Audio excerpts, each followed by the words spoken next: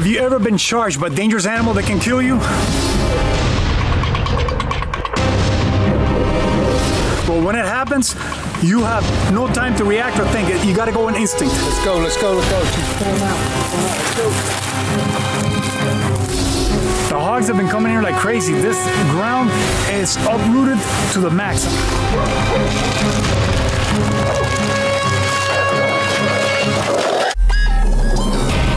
I am Manny Puig.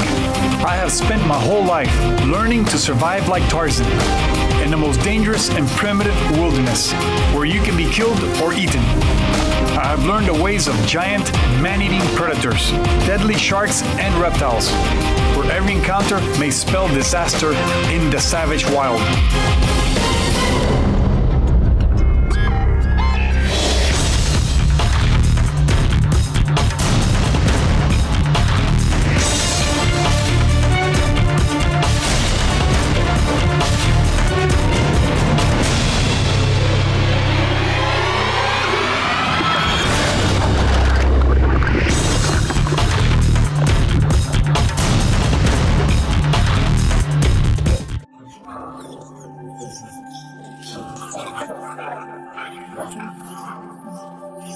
Well, another fine morning for boar hunting with spear in southern Florida. With me, as always, I have Al Roberts, the enforcer. He's got my back in case anything goes out of control, and he's also here to protect the cameraman. And today, we have full rod outfitters, Troy McDonald and Orlando Paz. Hopefully, they're going to put us in some monster boars. They've been seeing some good stuff out here lately. That's right, Manny. This ranch here produces a lot of monster hogs. However, we're going to concentrate on the oak hammocks. That's where the acorns are. They're dropping this time of year. Where there's acorns, there's hogs. However, it is a pretty large area. And being a large area, it's very important to have the right tools. This here's Rita, and she's going to be our main focus today. She's going to be working extremely hard to find these hogs. I'm looking at this vest here. Yeah, look at all the this is side here to this whole over to them. Well, this is a South Florida cur dog. You know what we refer to them as hunters as a bay dog. This is her job, is to find the hog, stop it, and just talk to it, bark at it, bay it.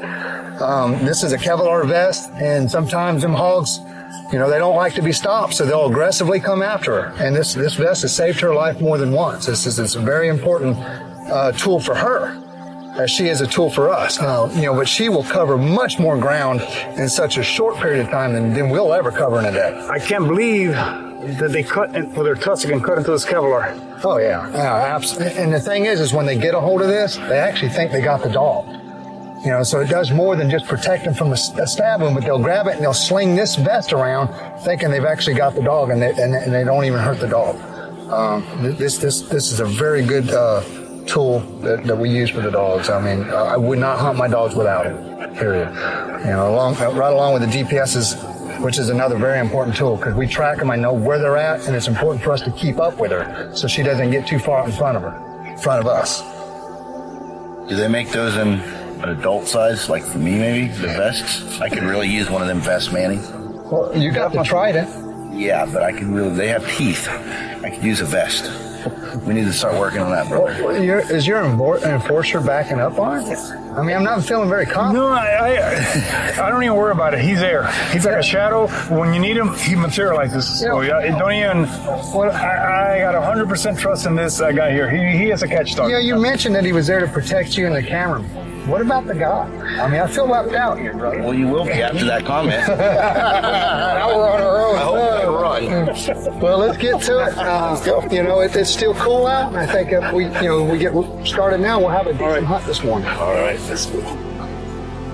You know, Manny calls me the enforcer, but what I truly am is a safety man. When Manny gets in there and spears one of these big hogs, I watch his back. When everything's going bananas, I make sure that nothing gets Manny from behind, the situation doesn't get out of control.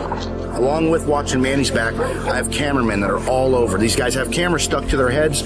They can't see anything going on. All they can see is inside their viewfinder. They have no protection from these animals. I have to make sure that I stay in between the hogs and these cameramen. You know, if they want to call me the enforcer, I'm fine with that, though. There's miles of oak ridges in here. No, this track's right there. Look. I've got a GPS on him right now. He's working this area pretty good.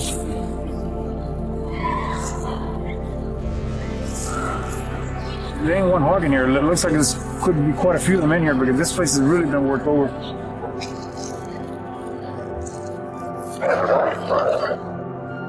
The Florida wilderness is teeming with wild hogs. Controlling them is an important service that hunters provide. And I am here in Southwest Florida to do just that. Left unchecked, their numbers would explode and devastate native wildlife and crops. It's also the most exciting and hair-raising hunting in Florida. It's hard to watch someone else have all the fun, but don't worry.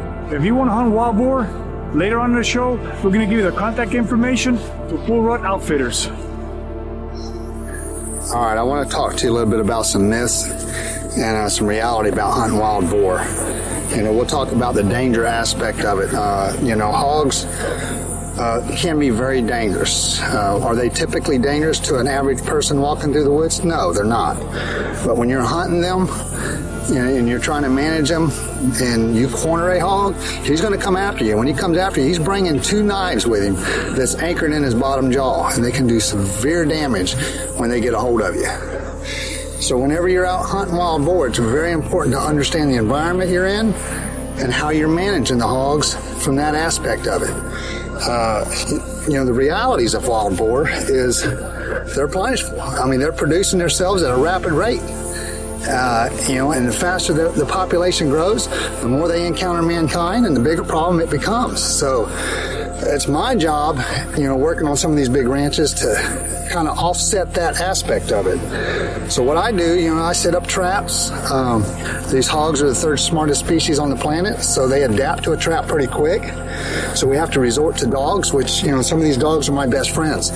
And running them like it does intimidate me, but these guys do what they're born to do. I mean, they're born hunters, and they're a very important role in managing the hogs. Where they come in really handy, even if we don't catch a hog, is the fact that they'll circle a field and lay down an artificial fence with their scent. And that might keep a hog out for 2-3 days, sometimes a week, which is maybe enough time to harvest a field.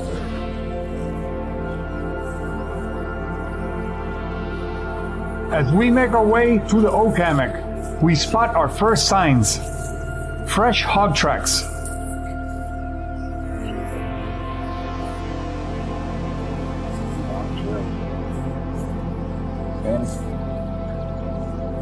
No, this track's right there. Look. There's that track right there. Pretty big tracks coming in here. Yeah, no, I can see the grass is clamped down. I mean, they just recently stepped on that. Look how flat now it is. That's a fresh track. We got some big tracks right here. Manny, Atlanta, before we stomp through these bushes, let's just turn the dog loose and let him work. If it rained last night, look at that. This is definitely, this hog is going that way. He's in there. Okay. Yeah, we got a good trail. You guys ready? Yeah, Manny, give me your spear. Put the head on. Okay. You can hold mine and I'll put mine. Okay. I'm going to dump the dog in. Come on.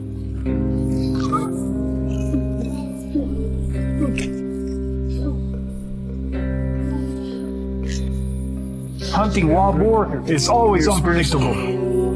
So just in case we are surprised as we enter the hammock, Al Roberts and I take a moment to put on our head cameras.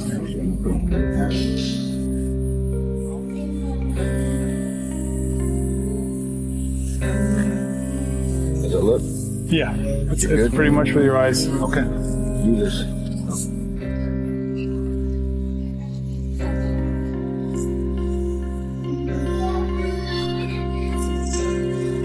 I've got a GPS on him right now. He's working this area pretty good. If you want me to go ahead and get that spear from you, let's get in here. Right now, let me zoom out. This is a phenomenal tool. I know how fast the hog's running. I know where the dog. I know where he's at. And it'll even tell me if he's treed.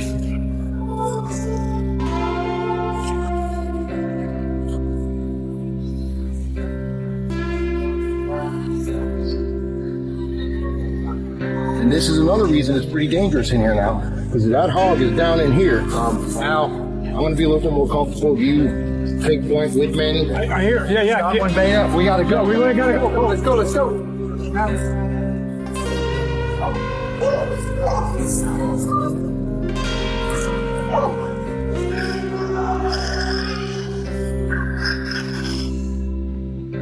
I am hunting wild boar with my trident spear in Southwest Florida. Before entering this dense oak hammock, we encounter fresh hog tracks. But finding a wild boar in this tangled palmetto and oak is not easy. So, Troy McDonald is using his bay dog fitted with a GPS collar. If there is a boar in this hammock, our dog will find it. And then it is up to me to get close enough with my spear. If you haven't hunted wild boar, you're missing out on one of the most exciting and adrenaline-filled activities you can ever do. As an outfitter, I am privileged. I get to take hunters out all year round in pursuit of these animals, and it is definitely very exciting. The look on their faces when they actually come up to a 250-pound animal with 3-inch teeth is just amazing. I encourage everyone to get involved in hog hunting. If it's something you're interested in, find an outfitter, get out in the woods and do your part. As a hunter, you're actually helping out the environment. It looks like there ain't one hog in here. It looks like there's could be quite a few of them in here because this place is really been worked over. Yes. He'll jump out on a scent and we'll run it. Hopefully it'll be a good hog. What we do, just keep your ears. Well, you're watching GPS. I'm just watching. And you can tell when he's baying. No, we're just trying to stay within 100 yards of him so we don't let him get too far in front of us. Because I know Tottenham spears. He's not going to start barking until the hog stops running and he gets face to face. That's right. When he stops the hog, he'll go to baying. So they bark, they'll never get near him, right? That's the deal. They don't bark till they bail. In the distance, we can hear rifle shots. Probably someone target shooting. Florida has a rich hunting tradition. There is also wild hog signs everywhere. The dog's working this rough road. You can see the hogs have been in here eating acorns. They've been rooting in here pretty good. This is incredible. Look at this terrain. This is not the work of just one hog. There's got to be a whole pack of them through this area. This is a major activity. I mean, everywhere I look, it's just been uprooted. They're looking for acorns, insects, roots, whatever they're eating, and they're just digging up in the dirt all over the place. Everywhere I look, it's the hog signs. You know, we were looking for track here and a track there. Now we got into this hammock, and you didn't have to look so hard. It's just everywhere. This is why I love hunting these oak hammocks. Not only do they have food, hog beds. It's 100 degrees out there almost. In here, it's 10 degrees cooler. The shade, they love to hunker in here. And this is another reason it's pretty dangerous in here now. Because that hog is down in here. See how he's watered down in there a little bit? You might walk right up on it before you even realize. They're not going to get up and run until you almost bump into them in here. They're These beds are not very fresh, though. Right? No, this is during the wet season. They would waller this out. Right now, you can tell that there's a lot of leaves and. Yeah, I can see you can see where they wallered out, but it's kind of filled in with fallen limbs and stuff. But this is hog country. We got bedding, we got food, we got shade. We got a really good chance of getting up on a hog in here. That dog is peeling out quite a way, so let's just keep going. We got to stay up for that dog, man. All right.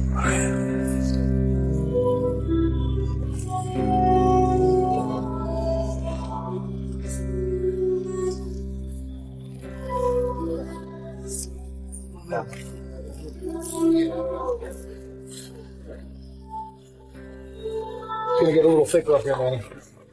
Moving quietly through this palmetto is impossible. So the dog is our key to success. The noise we're making really doesn't matter and may even help jump the hog. It's very important to have a dog that's not going to bark on the trail. Because when a hog feels like he's comfortable, he'll slow down and that dog will catch right up to him and he'll nip him right in the butt. When he does, that hog will spin and he'll sit there and bay him.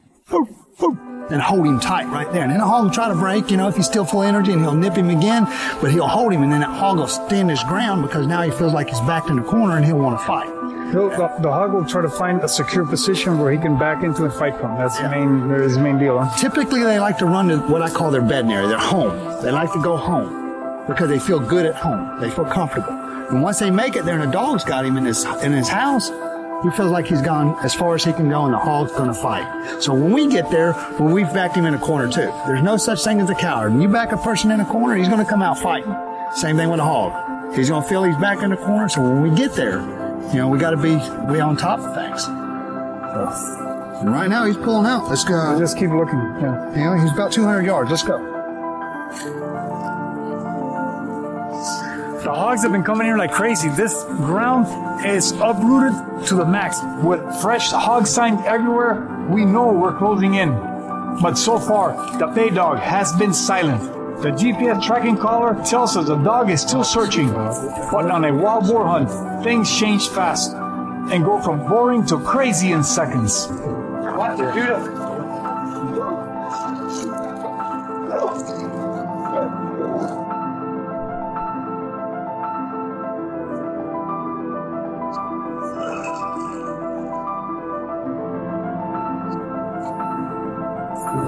In a vast oak hammock in southwest Florida, I am hunting wild boar with my trident spear. This forest is so large, any wild boar may be staying just ahead of us. It's pretty dangerous. There are signs of hogs everywhere, and our bay dog is wearing a GPS collar. But so far, nothing. Got one bay up. We got to go. This could go on for hours, but my guides are confident it won't be long. Looks like this dog is, you know, it looks like Judah's still running pretty hard. I mean, she's back and forth. She's probably having trouble picking up on a particular scent. There's a lot of hog sign in here, but, you know, this is hog hunting. It's unpredictable. You never know what you're going to be faced with. Man, it's getting really thick back in there. Al, I'm going to be a little bit more comfortable if you take point with Manny. I don't have a weapon, and you're the man, so just, you guys go on. It's going to be real thick in here. Don't be surprised to find a bedded hog.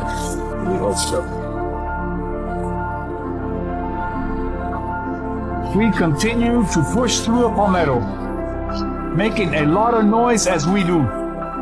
But the bay dog is running over 100 yards ahead of us, and we have to keep up. A wild boar can kill a dog if we take too long to get there.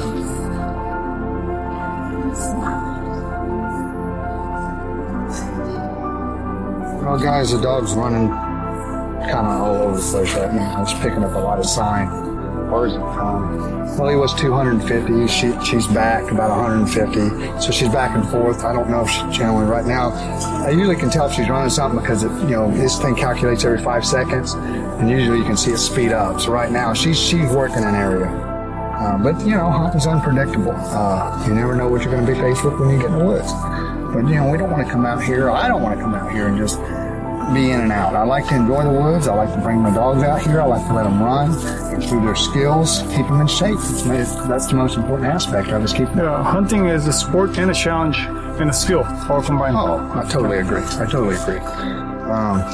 You know, Orlando, I know, you know, I've been working with you in Full Rut for quite some time, and you know, it's given me an added privilege to bring people that would never get to experience hog hunting the way we experience with running dogs. I mean, I get so much comments, so much feedback about, man, that dog's amazing. I can't believe he listens like that.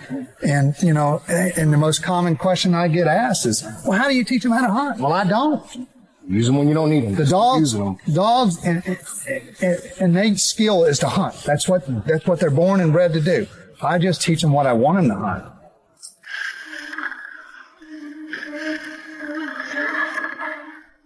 Let's go. She's pulling out. Let's go. As the dog picks up speed, so do our heart rates. We are now hot on the trail of a wild boar. This is where things can get dangerous and crazy. Listen. I told you. I hear. Yeah. Got one bait up. We gotta go. We gotta go. Let's go. Have it.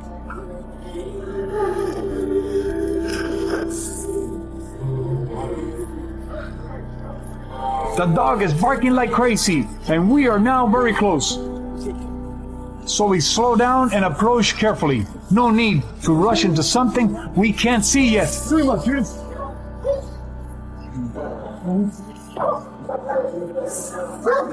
The boar is standing his ground and hears us as we approach. I can tell this boar is going to charge, so I get ready.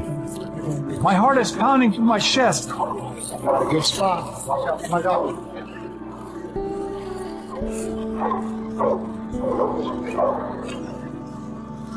Man, let me get with you. Careful. Al Roberts gets ready to back me up. Watch it, Judith. This is very dangerous. Judith. This wild boar is cornered and ready to fight. He charges, and I hurl my trident. Something knocks me to the ground. It's the butt of the spear, slamming back into me. Al Roberts manages to keep him off me. As I regain my feet, grab my Viking spear. It's over.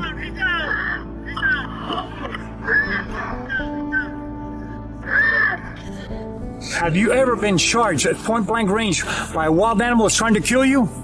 Well, you just witnessed it. And when it happens, there's no time to think, only reaction. And you better have the right reaction or you might be dead. Even though I have Al Roberts behind me, the enforcer, that hog was coming directly at me and I had to make my trident hit. And in that moment, everything is going so fast and so crazy. Also, I felt something bump into me and next thing you know, I was on the ground and Al was there sticking the other trident into him. And then I was like, where's my Viking spear? And I just went crazy. I'm trying to think right now how it all went down. Manny, thank you so much for joining us down here and teaching us basically how to hunt these wild boar medieval style. That was exciting. Well, thank you for bringing me. Thank you for you and your dogs are awesome. It's incredible. And thank you for having my back. And I thank God that we're all alive. And thank you guys for watching. I'll see you next week on Savage Wild.